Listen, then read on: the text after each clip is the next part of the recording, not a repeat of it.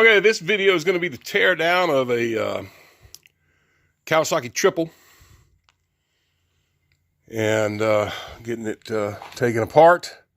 Looks like I'm missing two bolts out of, oh, is that from a bracket? No, that bracket hooked up here. So I'm missing two bolts here. I'm going to have to replace those. It's all 10 millimeter. There's 7 10 millimeter bolts that hold this front cover.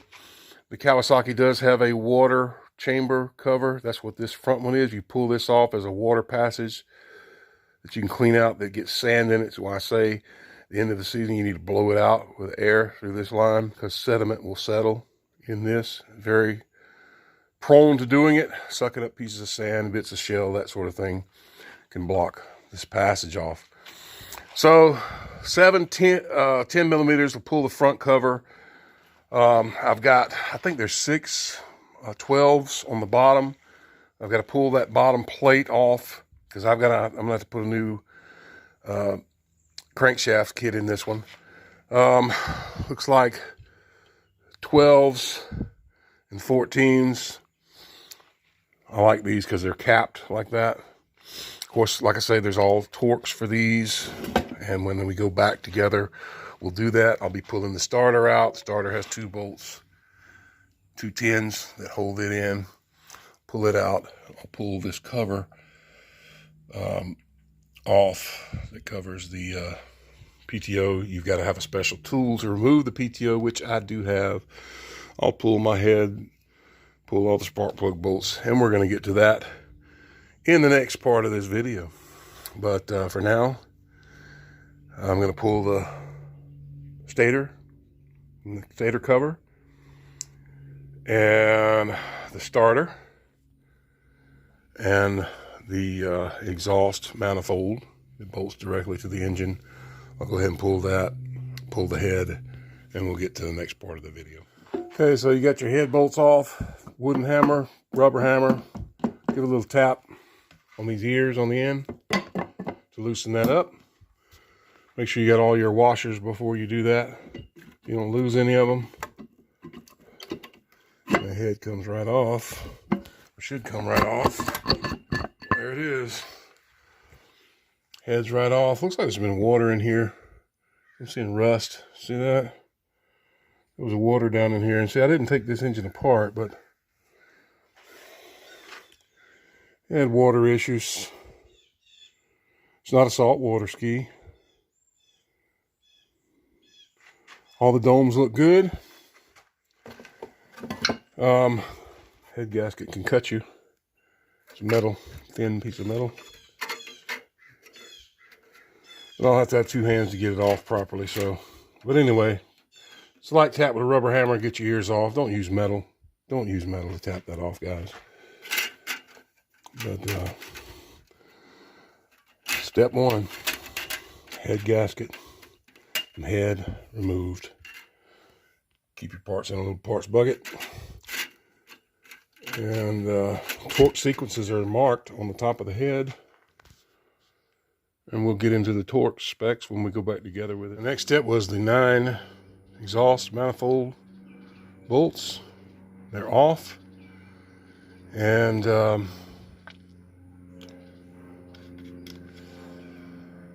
yeah, they are the same size thread and nut as the head. So they're all the same. Those are interchangeable.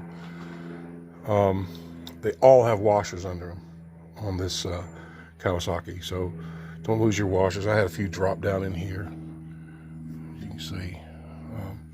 But they got caught by the plate. But yeah, be careful not to lose your washers when you pull this off. The next step will be, so I'm gonna go ahead and get the starter and the timing cover off. Okay, I call it a timing cover. It's stator.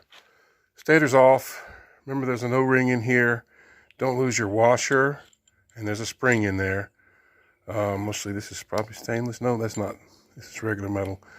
I take the spring out usually. And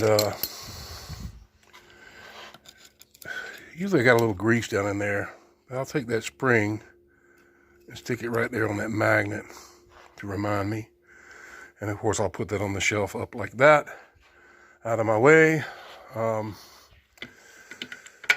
Remember my last build, my Bendix failed on me after the build. May end up replacing that anyway. Starter, bump it out with a little rubber hammer, a couple taps after you get the bolts out. Of course, you got your wiring connected to this bracket that has a cover that shields that. I remove the cover to access these two bolts. And this is ready to put away with its shield. All that is 10 millimeter bolts for all of that. Front cover, starter, and this shield. All right, next we're gonna pull the intake. You're gonna need a 10 millimeter socket and a 10 millimeter open end wrench for this job, because all of the top ones you can't get a socket on. The rest of them you pretty much can, but 6 on each one. So you've got 18 nuts, and these do not have washers on them. And of course your reed valves are beneath there. And I was noticing, look, there's moisture all in the cylinders. With this one, lighting, you could see kind of a dark spot. That's got a hole burned in the middle of it. I had good compression on all of these. So something was wrong, baby. And burned a hole right through the top of the cylinder. Let's see, I guess it's number 1. But these are pretty hardy cylinder wall. Look at this trash in there. It's sucked up. That's why you got to stay out of those weeds and crap with a jet ski. You'll clog up your water jacket ports. But anyway, this is not even 100 hours on this ski, I think. So I'll pull the intake, pull the reeds, and you're going to want to use an impact to pop this off. You got to have a special tool, and then you got to pull this nut and put your puller on to pull the flywheel so that we can access to drop the crankshaft out. Hopefully the cylinders aren't too seized up, and to facilitate the removal, I'm going to go ahead and spray some lube in the top around the cylinders. Okay, intake, I've never had a problem with them coming off. They pull right off, but I just wanted to note, if somebody ever tries to sell you an intake and it doesn't have this pipe on it, but it looks like this, that's a 900, okay? The 1100 engine always has this pipe, this crossover pipe, and I'm guessing it has something to do with providing airflow to the engine for the more horsepower for the 1100. Also, you can tell this is a newer 1100 engine because it only has one pulse line. The older, I know I had a 96, I think the 97, maybe there were some early 98s, I don't know, but they had two. They had a pulse line here, and they had a second one drilled here. And that's how you know you've got an older JH 1100 engine block. It'll have two pulse lines. That's the difference, really the only difference. I suppose you could tap and put another one to make this an older one, but why bother when you don't need to? But anyway, that's just something of note. The 1100 is always going to have this crossover tube on it. Also to note, see the word up, U, P, that's going to be facing out just like you would read it. So when you install the gaskets, that's the way they go, because I think they will fit the other way. Let's see if I'm right about that. Yeah, you can get them to fit the wrong way, but do it the way it says. Also, the reed cages, you see they've got the word up on them as well. And then, of course, you're going to want to inspect your reeds when you pull them out. Okay, with the reed cages removed, and they can be a little sticky because there's a gasket on the back that they stick to pretty good. And of course, all surfaces got to be clean. Now be careful getting them out. I took a screwdriver, a very thin one, and tapped it in between the reed and the case. Remember, this is an aluminum case, so you don't want to damage anything. With a rubber hammer, just gently tapping in on each side of this is how I got them to pop loose. And then when they pop, you can get them right out. The reeds themselves look good, but it's obvious there was water intrusion. I'm actually feeling some sand as well.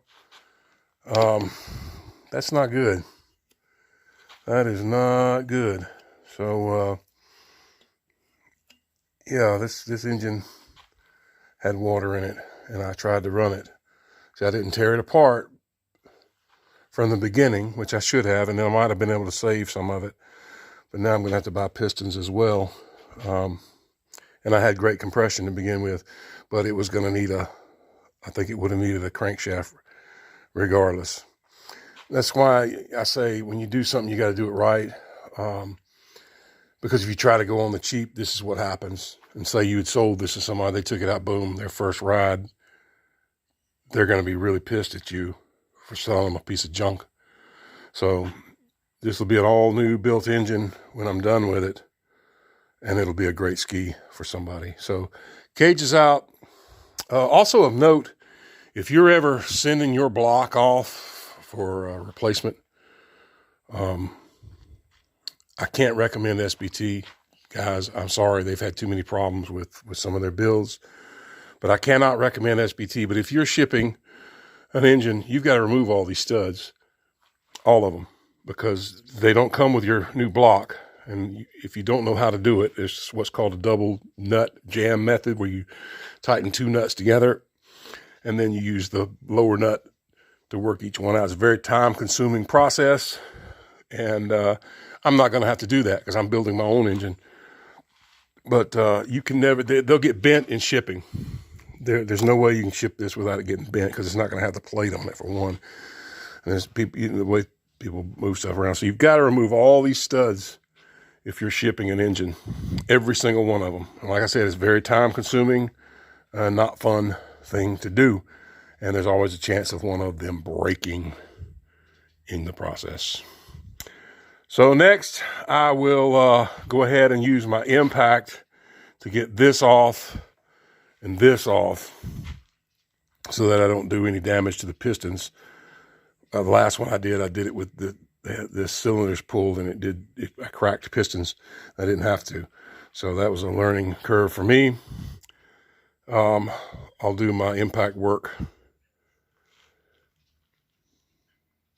before I pull the cylinder head. Okay, that one's off, and it does have regular threads. It comes off counterclockwise, or as you in Great Britain would say, anti-clockwise. And then spin it around, and I'll pull the other one. All right, that took a little doing. It is a 14 millimeter. I used an electric impact gun. You can see it has red Loctite on it. That's one of the reasons it's so hard to get it out. So now I got to put the Kawasaki flywheel puller and remove the flywheel. So you put your collar, your flywheel puller on, and this is 19 millimeter. And I'll be using the same impact to pop that. Okay, flywheel's popped out, but remember there's a Woodruff key. I'm going to have to tap it out with a little screwdriver and save it. This thing could use a cleaning. Make sure you don't lose this, because a new crankshaft does not come with it. It's a tiny little thing, as you can see. You got to have it. So into the parts bucket it goes. And now I'm ready to flip this thing over and pull the pan off of it. And here's what I was talking about, the ears. Short notch goes to the front. See how long this notch is in the back? You don't have that deep groove in the front. Short notch to the front, guys, or you have messed up, and you'll know it real quick when you try to run your jet ski. Okay, I've removed the engine plate. It's 6 bolts, and it is red Loctite. Hold them on. I used the impact. Made easy work of it. And you can see the engine will stand. Once you remove that timing cover, you can stand it up on the end. It's kind of hard to do with the cover on. At least it wouldn't stand by itself, unsupported. Anyway, it needs a little cleaning. A bonus free socket was underneath between the engine and the plate. So you never know what you're going to find when you pull these things apart. So I've got all the case bolts to pull. How many are there? 2, 4, 6, 8, 10, 12. 12 bolts. And then there's some 10s on the outside. Here, here, here, and here. So 3, 4, 5. 5 10 millimeters, and these look like 12 millimeters. Nope, I was wrong. Here's 4 more. So 9 10mm bolts and 12mm bolts. We'll get the case split for you. Okay, so 8 bolts, or I said acorn type nuts, and they don't have washers under them. Of course, they do have a specific torque. Pulled right off. Like I said, it had great compression, but now you see my rings are frozen in there. Let's see. These are a little stiff. But yeah, there's water. There was water in the bottom of this block, apparently. And I ran it, not knowing that. And it's seized up pretty good. Seized up pretty good, y'all. So crankshaft kit. These 2 pistons may be all right. I'll clean them up and see what they look like. They're not dome tops like the Yamaha. They're flat tops. But I certainly burned a hole in that one. It must not have been oiling. And I know I hooked and did everything right. But there could have been damage prior to me owning the ski. And that's why it was in the junkyard. But like I say, I did have compression. So this had to happen on my watch. But that water, I don't know. Maybe I did a steam-a-thon on it or something. But I got to get these pistons removed so that I can drop the crankshaft, order another crankshaft for it, and get her built again. 8 acorn nuts. Now I'll go pulling those little rings so I can tap. Hopefully that rod wrist pin isn't going to be too tight from the lack of oil. Since these are movable, I don't foresee any problem with them, but this may be an issue. Remember to get your circlips out. You've got this little relief to slip your screwdriver in behind the clip so that this pin can be pushed up out of there. Probably should have done the other one so I could just tap it down, but there you go. Okay, 2 of them came off fairly easily. This one that's welded, basically what I'm going to have to do, I've got this circlip off of this side. I had to ruin it to get it out. I'm going to stand the engine up and knock it out with a socket that fits it properly. That's what you do to knock these wrist pins out. Obviously, if it doesn't come out, if it's seized, I did put a little PB blaster on it. Then I'm going to have to use heat to get it out. Okay, I did get it out. Rubber hammer wasn't going to work. I ended up having to get a meteor hammer and basically just using a long extension. It fit in there quite well and pounding it out that way. Everything was supported by the end of the engine. And of course, you got to be careful. Don't hit your case when you're doing this. If you ever do this, which I say pay somebody to do it and save yourself a headache. Anyway, that's done. Now I got to crack my case apart, pull the crankshaft assembly out. Okay, a couple of gentle taps in locations and the case pops. My case looks good.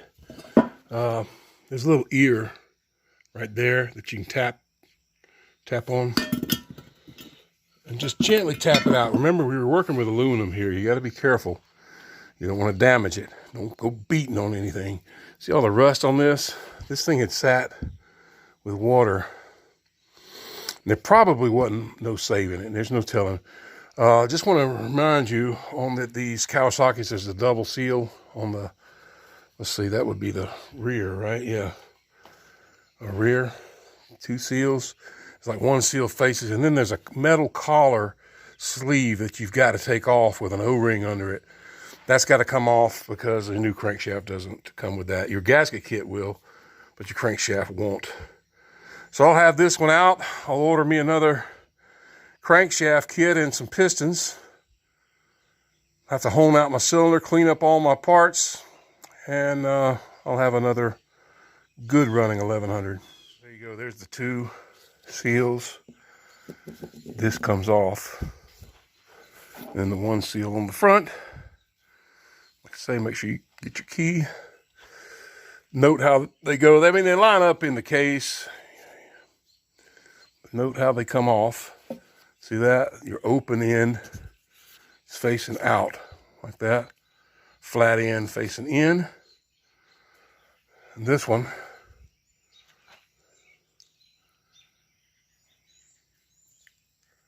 Well, I already pulled it off. It went in like this. Now let's see. No, that was. See, those bearings are just dry. They're just rent. Let's see. With this double seal, that thing always confuses me. I think it went like that. Pull it off. Could have been the opposite. I don't know. Wasn't paying enough attention. I'll have to look at my whole video. Get you a screwdriver or something. Pop this ring off.